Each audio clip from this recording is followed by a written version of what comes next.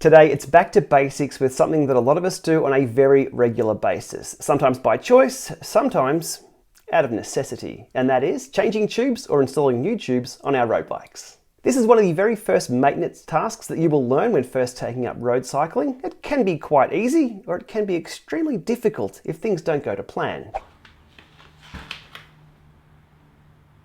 Yeah, a little bit like that. Okay, so cutting to the chase, the 4 tips that I'll follow in today's video that have saved me a lot of time and a lot of money. And they start off with using the correct size tubes for your tyres, not trying to install a deflated tube into the tyre, checking the tube is properly seated before inflating, and lastly, performing a spin test on the wheel before installing it and riding to make sure the tyre is correctly seated on the rim.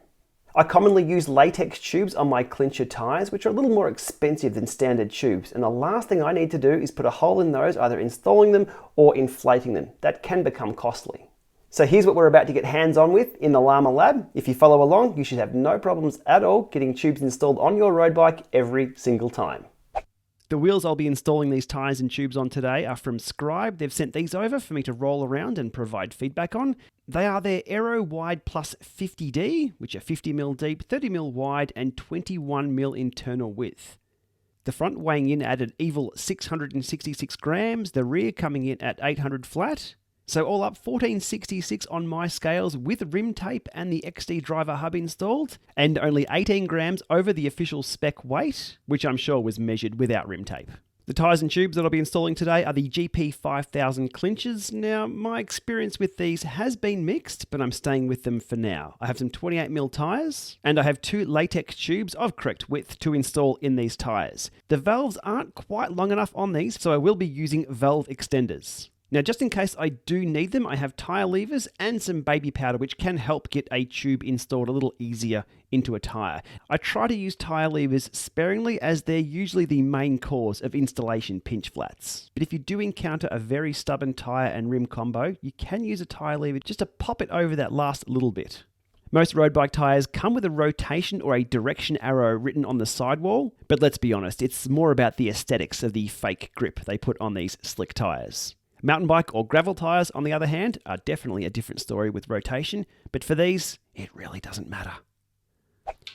Okay, kicking off things with the front wheel first, locating the valve hole, and the logo on the tyre lining up with the valve hole. It's one of these things that we do.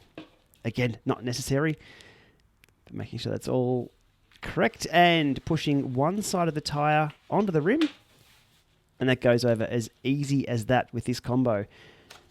Next up, the brand new latex tube, which does have some talc powder already installed.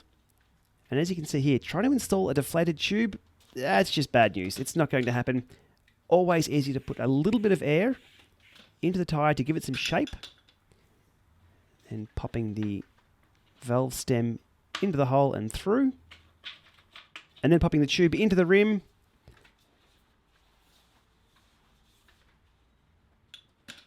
Maybe a little bit more air required for this new tyre. Just not that much though. But not to worry, this doesn't matter. We can get ourselves out of this problem. Okay, as I said, not a problem. What we're going to do is flip the tyre around opposite the valve and start putting that other side of the tyre on and pressing the tube inside the tyre.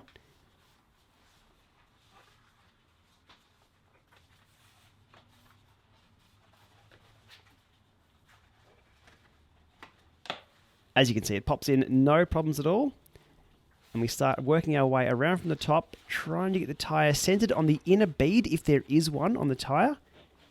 And working our way from the top, and again, all the way down to the valve. Then letting out a little bit of air, so we can just pop that tyre onto the rim, hopefully without any tools required.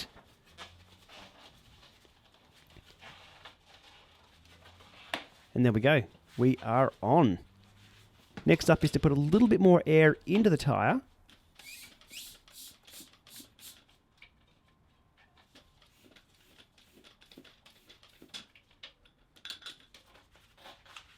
And then working my way around the entire tyre on both sides to ensure the tube isn't pinched between the tyre and the rim.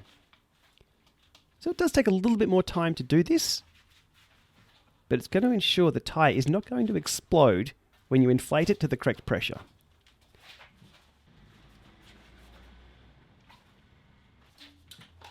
With everything looking good there, I then inflate the tyre to the maximum pressure written on the sidewall of the tyre, or as per the spec of the rim.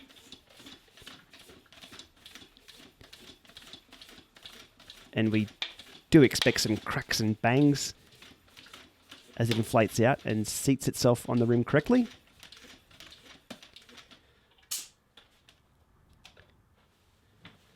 And then it's the spin test to make sure there's no wonkiness of the tyre and everything has seated correctly for that install.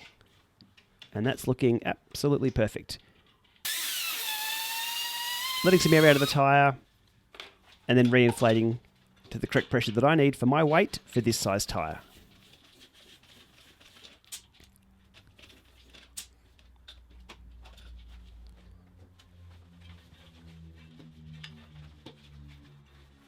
And there we have it, job done. Easy as that, good to go. Okay, rinse and repeat for the rear wheel. Let's get those logos lined up with the valve hole. Okay, looking good. Again, working my way around from one side to the other, popping that on without a problem. This time using a latex tube that has been used. I will put a little bit of talc powder on this, like so, just to make sure it slips into the tyre nice and easy.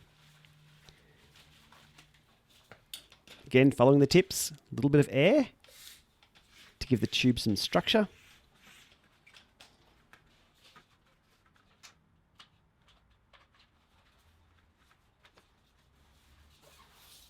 Then flipping the wheel around opposite the valve to put the other side of the tyre on. Working my way around from the top and pressing down. Letting out a little bit of air. Now the tube is correctly in the tyre. And again, pushing down and around to give this the best chance to pop on the rim without having to resort to those tyre levers. A little bit more elbow grease required on this one, so we're going to start from the top again, making sure the tyre is centered in that inner bead.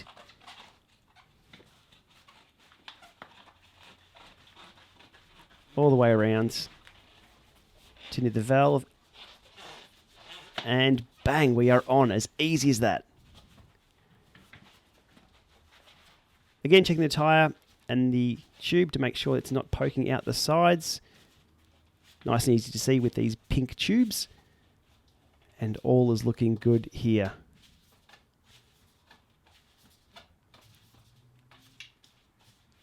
Okay, time for the inflation. Okay, up to maximum inflation. And those cracks and bangs. There we go.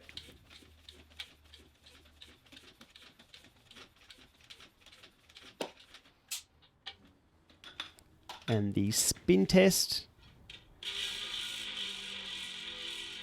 Absolutely perfect. No problems at all with that tyre either if I can hold it straight. There we go. Installed correctly. And then quickly returning the tyre back to the pressures that I need to run. And it's job done. Okay, as I tidy everything up here, getting these wheels ready to install on the bike and out for riding, the two main takeaways from today's Back to Basics video. Do not try to install a deflated tube and check that the tube is correctly seated before inflating. There were a few other little tips and tricks along the way that I hope you picked up on if you weren't already aware. But for now, it's time to get these wheels on the bike and get out for a ride. Thanks for watching.